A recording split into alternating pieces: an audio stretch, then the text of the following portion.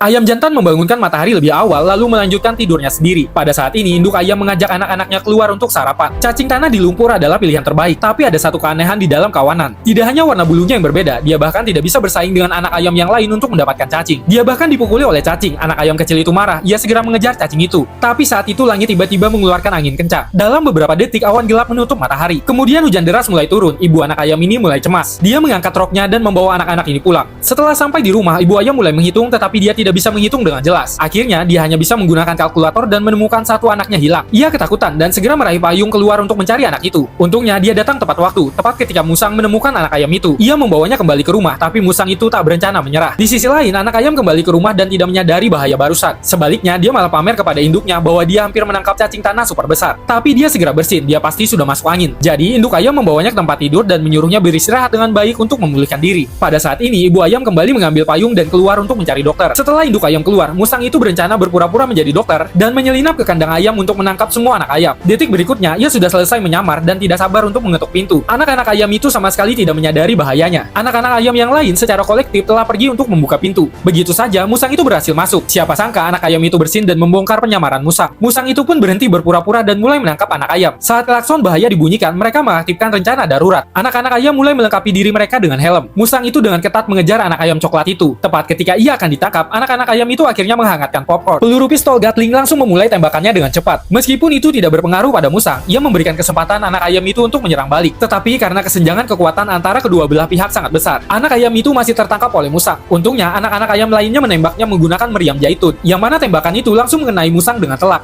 Tapi ia masih belum berencana melepaskan anak ayam coklat itu. Pada saat kritis, anak ayam itu benar-benar bersin dan memberikan batu bara itu pada Musang. Tak lama kemudian, Musang pun mulai bersin bahkan lebih parah daripada anak ayam coklat itu. Tepat saat Musang itu menyeduh ingin bersin, anak ayam memanfaatkan kesempatan itu dan menghantamkan palu tepat ke kepalanya, langsung menjatuhkan Musang itu hingga pingsan di atas tempat tidur. Anak ayam itu membawa garam bau dan meletakkannya di hidung Musang. Tepat ketika Musang itu akan bangun, ia dibuat pingsan oleh palu lain. Sementara itu, induk ayam dengan panik berlari di tengah hujan bersama sang dokter. Anak-anak ayam itu melihat induk mereka kembali, dan segera dengan cepat mereka menutupi Musang itu dengan erat dan mulus. Kemudian satu persatu mereka bersembunyi di dalam lemari. Karena di dalam hati anak-anak ayam, Musang itu jauh tidak lebih menakutkan daripada minum obat dan mendapat suntikan. Tepat ketika dokter menuangkan sesendok obat, Musang itu tiba-tiba bangun. Musang itu langsung begitu ketakutan. Ia melompat dari tempat tidur dan langsung melarikan diri. Ternyata Musang itu juga takut minum obat. Anak-anak ayam itu berlari keluar untuk menertawakan si Musang. Tapi tampaknya ia lupa kalau dokter masih berada di dalam rumah sehingga dia diberi sesendok obat.